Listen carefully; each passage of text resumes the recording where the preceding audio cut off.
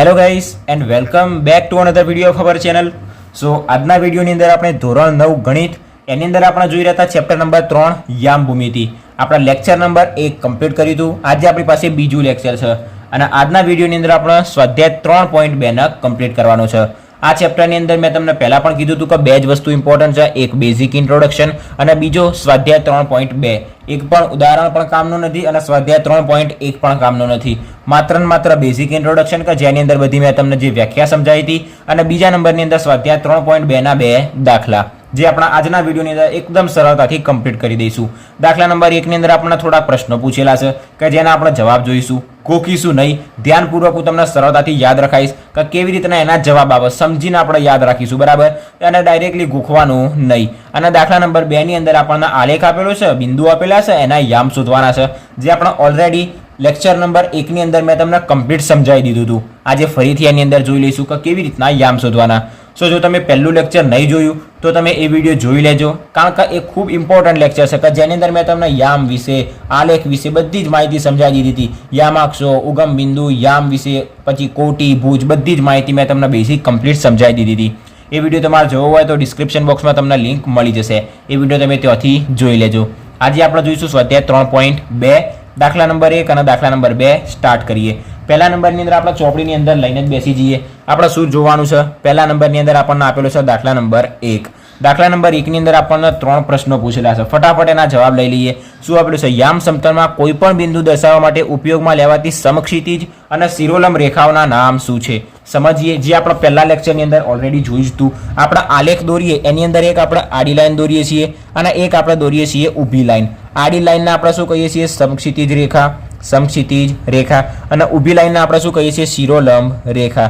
જે આપણે પહેલા લેક્ચરની અંદર જોયું હતું, આડી લાઈન સમક્ષિતિજ રેખા, ઊભી લાઈન શિરોલંબ રેખા. અહીંયા આપણને એ પૂછેલું કે જે આ યામ સમતલ રહ્યું એની અંદર ઉપયોગમાં લેવાતી જે સમક્ષિતિજ રેખા અને શિરોલંબ રેખાને શું કહેવાય? તો આડી લાઈન મતલબ સમક્ષિતિજ રેખા કે જેને આપણે શું કહીએ છીએ? એક્સ અક્ષ કહીએ છીએ, અને જે ઊભી લાઈન મતલબ શિરોલંબ રેખા કે જેને આપણે શું કહીએ છીએ? વાય અક્ષ કહીએ છીએ, બરાબર. તો પહેલા પ્રશ્નનો જવાબ શું આવશે? એક્સ અક્ષ અને વાય અક્ષ. પ્રશ્નનો જવાબ લખવો તો કેવી રીતના લખવાનું? તો કે સમક્ષિતિજ રેખાને એક્સ અક્ષ અને શિરોલંબ રેખા તરીકે વાય અક્ષ તરીકે દર્શાવવામાં આવે છે, બરાબર.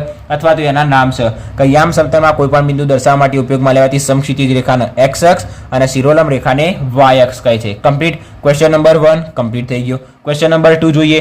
આ બે રેખાઓથી બનતા સમતલના દરેક ભાગનું નામ શું છે? આ બે આપણી પાસે રેખા રહી, એનાથી બનતો દરેક ભાગ જે આપણે મેં વાત કરી હતી કે આપણી પાસે 1, 2, 3, 4 જે આપણી પાસે ખાના બને છે એ ખાનાને શું કહેવાય? તો આપણે વાત કરી હતી કે જેને આપણે શું કહીશું? ચરણો કહીશું. પહેલું ચરણ, બીજું ચરણ, ત્રીજું ચરણ અને ચોથું ચરણ, બરાબર. તો આ બે રેખાઓથી બનતા જે 4 ખાના રહ્યા, 4 સમતલ રહ્યા, એ 4 સમતલને આપણે શું કહીએ છીએ?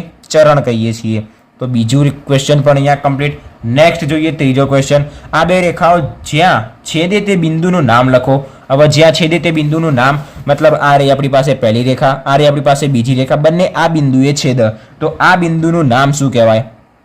આપણા એક્સ અક્ષ અને વાય અક્ષ, જેને ટૂંકમાં શું કહીએ છીએ? યામાક્ષો.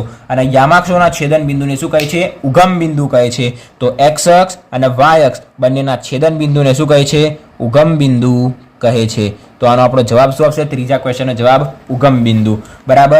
આ બે રેખાઓ જ્યાં છેદે તે બિંદુનું નામ ઉગમ બિંદુ. કમ્પ્લીટ થઈ ગયું. અહીંયા સુધી 3 ક્વેશ્ચન કમ્પ્લીટ. હવે આપણને અહીંયા નીચે એક આલેખ આપેલો છે, એના ઉપરથી અહીંયા નાના 8 ક્વેશ્ચન પૂછેલા છે. એનો પણ આપણે ફટાફટ સોલ્વ કરી દઈએ. પહેલા નંબરની અંદર કીધું છે કે બિંદુ બી ના યામ જણાવો. બિંદુ બી ના યામ જણાવો. અહીંયા આગળ શોધી દઈએ બિંદુ બી આ રહ્યું, બિંદુ બી ના યામ. તો પહેલા નંબરની અંદર તો આપણે કૌંસ કરી દઈએ. આપણને ખબર છે હંમેશા પહેલો આવશે એક્સ યામ, બીજો આવશે વાય યામ.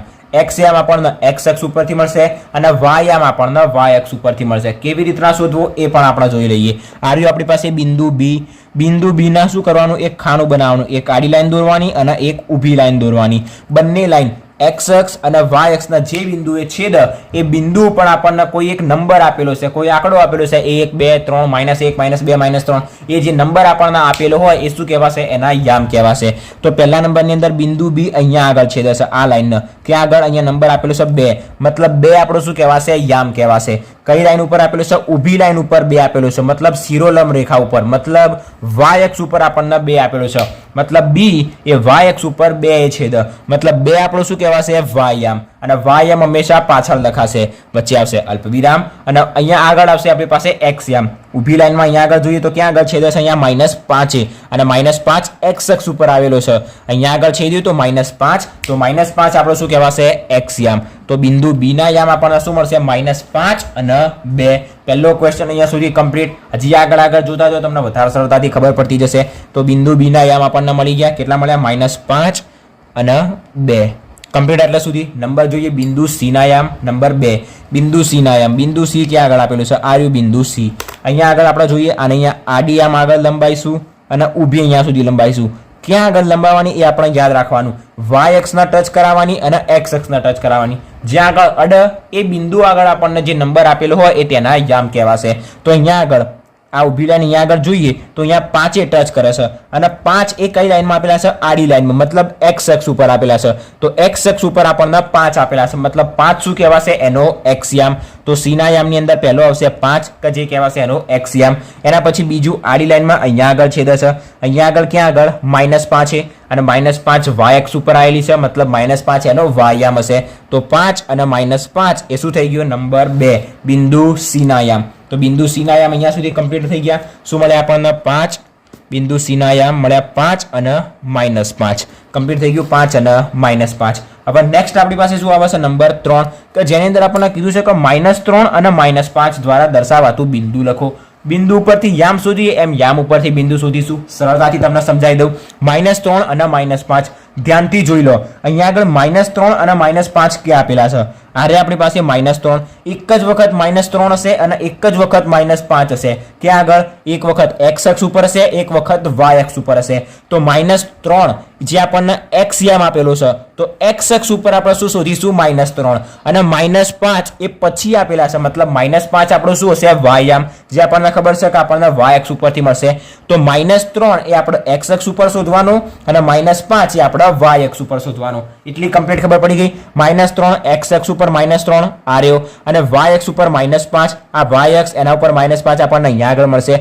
આ બિંદુ અહીંયા આગળ મળ્યું, અહીંયાથી અહીંયા કમ્પ્લીટ. એક બિંદુ અહીંયા મળ્યું, એક બિંદુ અહીંયા મળ્યું. બંને બિંદુને શું કરવાના? જોઈન્ટ કરવાના. આમ જોઈન્ટ થતા હોય તો આમ જોઈન્ટ કરવાના, આમ જોઈન્ટ થતા હોય તો આમ જોઈન્ટ કરવાના. હવે આના આમ જોઈન્ટ ના થાય કારણ કે એ 0 આગળ ટચ થાય, બરાબર. એવી રીતના બધા જ બિંદુ 0 આગળ ટચ થાય. તો આને અહીંયા આગળ લંબાઈશું અને અહીંયા આગળ લંબાઈશું. આ અહીંયાથી આમ નીચે આવશે, આ અહીંયાથી આ બાજુ આવશે. જે બિંદુએ છેદ, કયા બિંદુએ છેદ્યા? ઈ બિંદુએ, મતલબ એ કોના કયું બિંદુ છે? ઈ બિંદુના યામ છે. મતલબ -3 અને 5 દ્વારા દર્શાવાતું બિંદુ કયું? ઈ. તો ત્રીજાનો આપણો જવાબ આવશે ઈ. કમ્પ્લીટ ખબર પડી ગઈ. નેક્સ્ટ જોઈએ 2 અને -4 દ્વારા દર્શાવાતું બિંદુ લખો. 2 એ એક્સ યામ છે, -4 એ વાય યામ છે.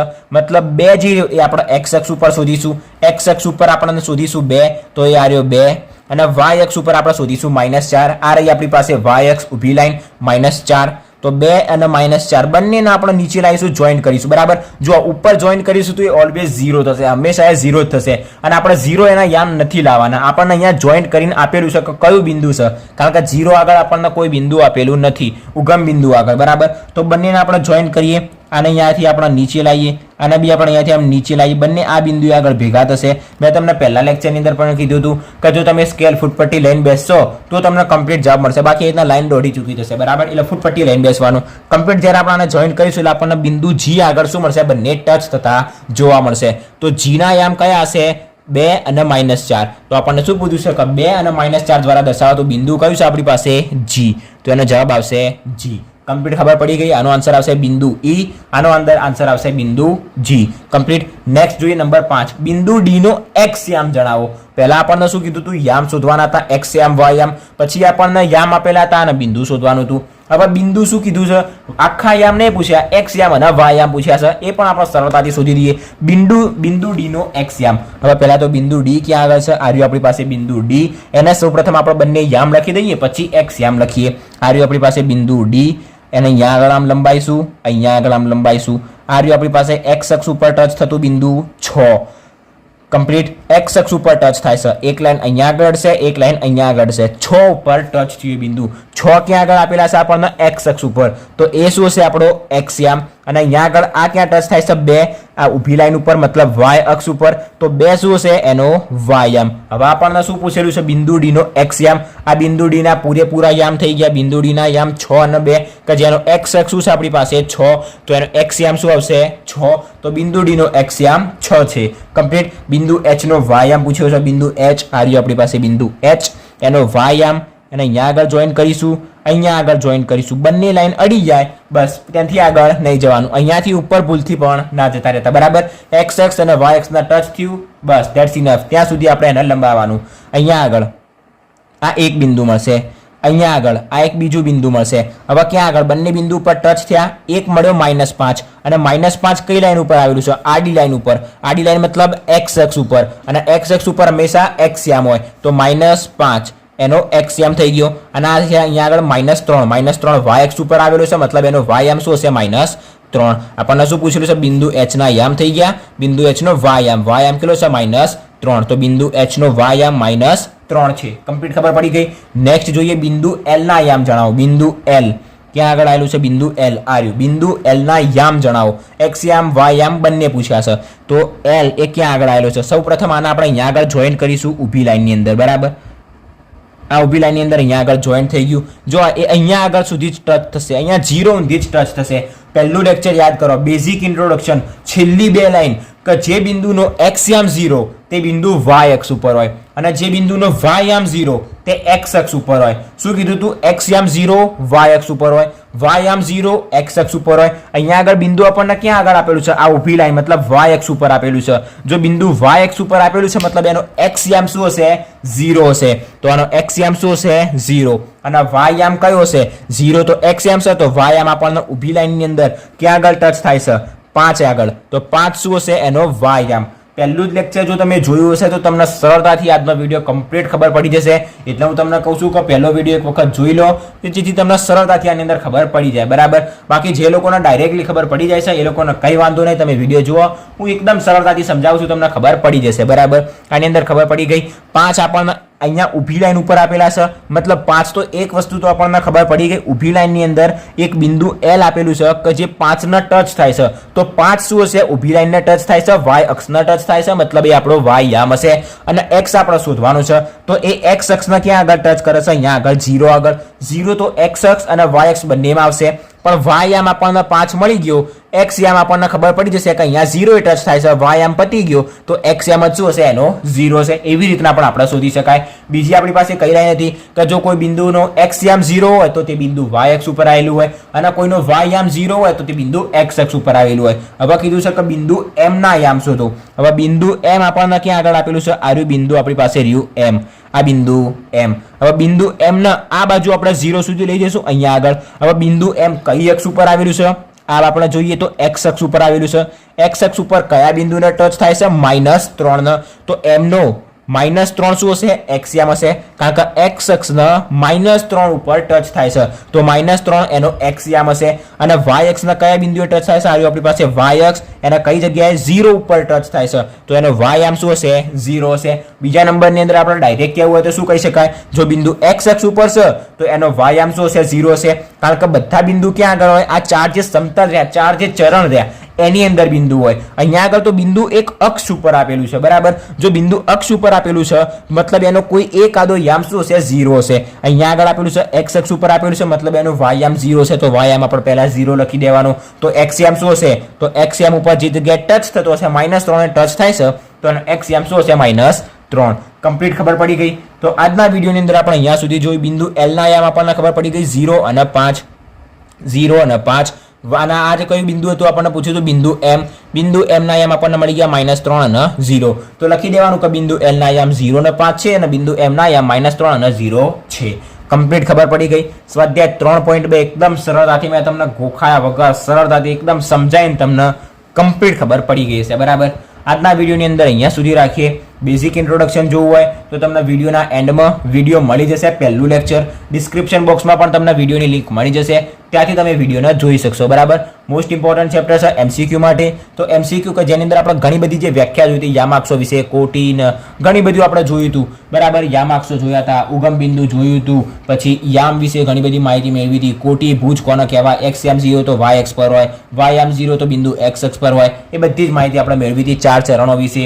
એ વિડીયો તમારે જોવો હોય તો તમે જોઈ શકો. સ્વાધ્યાય આપણો આજના લેક્ચરની અંદર કમ્પ્લીટ થઈ ગયું. ખૂબ જ નાનું ચેપ્ટર હતું, આપણું ચેપ્ટર પણ કમ્પ્લીટ થઈ ગયું. તો આપણું ચેપ્ટર નંબર 3 યામ ભૂમિતિ અહીંયા આગળ કમ્પ્લીટ થઈ ગયું. નેક્સ્ટ લેક્ચરની અંદર નેક્સ્ટ આપણે ચેપ્ટર સ્ટાર્ટ કરીશું. વિડીયો ગમ્યો હોય તો વિડીયોને લાઈક અને શેર જરૂરથી કરજો, અને જો ચેનલ ઉપર નવા હોય તો ચેનલને સબસ્ક્રાઇબ પણ જરૂરથી કરી દેજો. Thanks for watching guys.